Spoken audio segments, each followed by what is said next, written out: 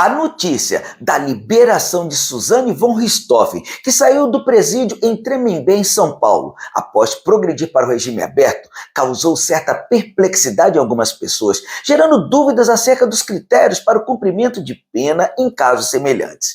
E vocês devem se lembrar que Suzane foi presa em 2002, condenada a 34 anos e 4 meses de reclusão por ter matado seus pais, Manfred e Marisia von Richthofen, com a participação dos irmãos Cravinhos.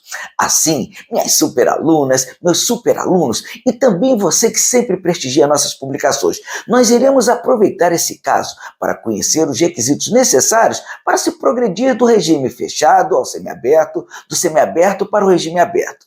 Portanto, como já vamos começar, nos ajudem, façam parte desse projeto voltado para a democratização do direito penal.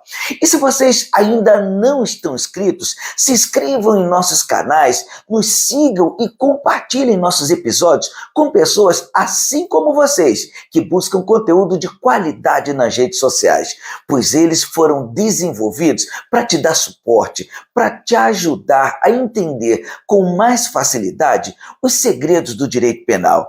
E aí, claro, não esqueçam de também ativar o sininho e as notificações para vocês serem informados assim que nossa equipe postar uma nova aula. Daí, se gostarem, deixem sempre o seu like e aguardem aí, não mudem de canal não, porque o nosso novo episódio começa já já, é rapidinho, daqui a 10 segundos, logo após a vinheta de abertura.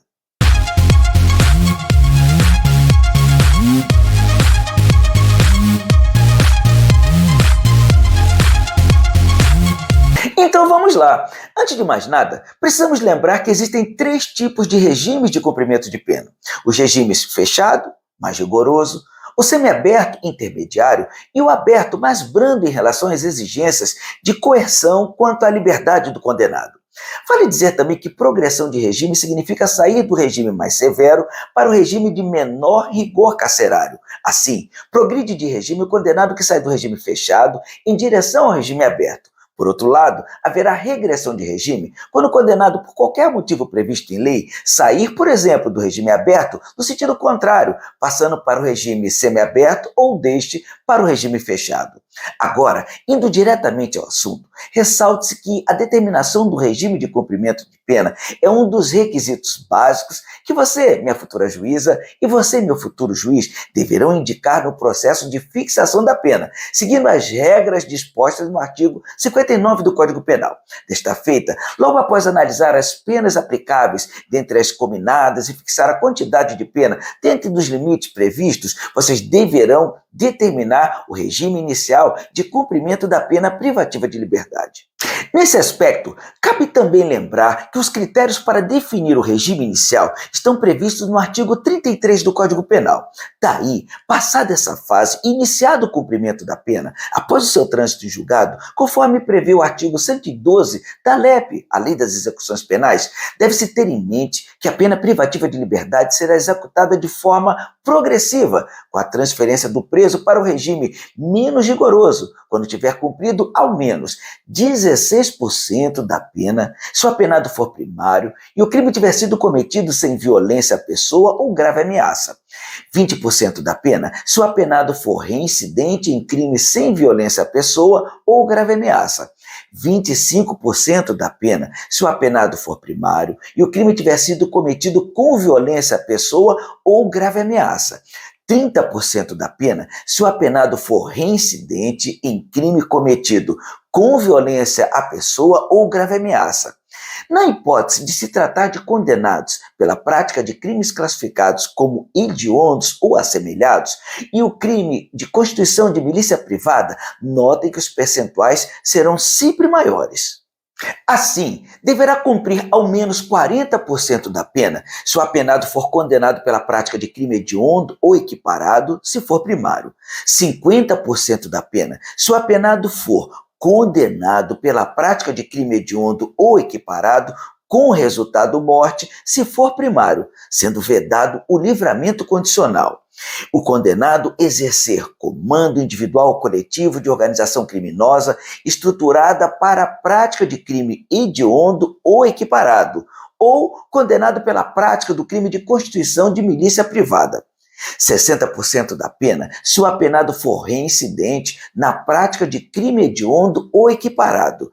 E 70% da pena se o apenado for reincidente em crime hediondo ou equiparado, com resultado morte, sendo vedado o livramento condicional. Mas percebam que em todos os casos, o apenado só terá direito à progressão de regime se ostentar boa conduta carcerária, comprovada pelo diretor do estabelecimento, respeitadas as normas que vedam a progressão. No outro sentido, faz-se imperativo recordar que no caso de mulher gestante ou que for mãe ou responsável por crianças ou pessoas com deficiência, o artigo 112, parágrafo 3º, apresenta como requisitos para sua progressão de regime cumulativamente o seguinte: não ter cometido crime com violência ou grave ameaça à pessoa, não ter cometido crime contra seu filho ou dependente, ter cumprido ao menos 1/8 da pena no regime anterior, ser primária e ter bom comportamento carcerário, comprovado pelo diretor do estabelecimento, e não ter integrado organização criminosa. Agora, falando especificamente do regime aberto, é importante frisar que para entrar no regime, pressupõe-se que o condenado aceitou as regras do programa e as condições impostas pelo juiz.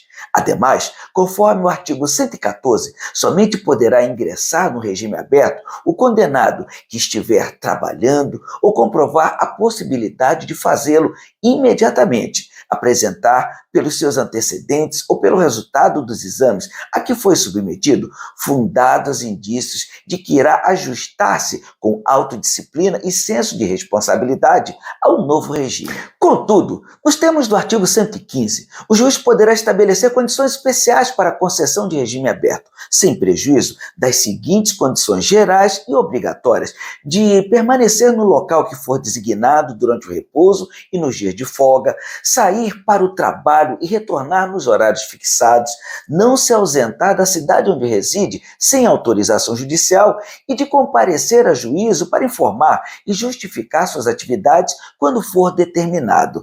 Ok, professor, até aqui está fácil, mas fale agora um pouco da regressão de regime. Opa, ótimo ponto.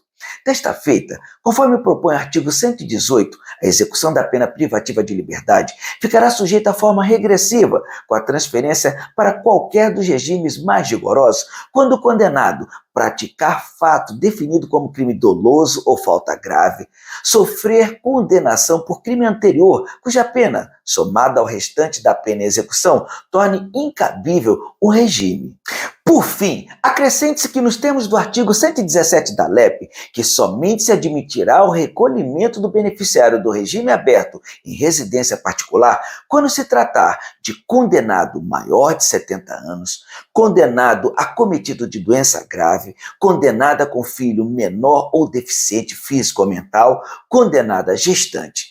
Epa, mas espera aí, professor, e a Suzane Ristoff foi autorizada a ir morar em um sítio particular em uma cidade do interior do estado de São Paulo e não se encaixa em nenhum dos requisitos citados aí. E como é que fica essa questão?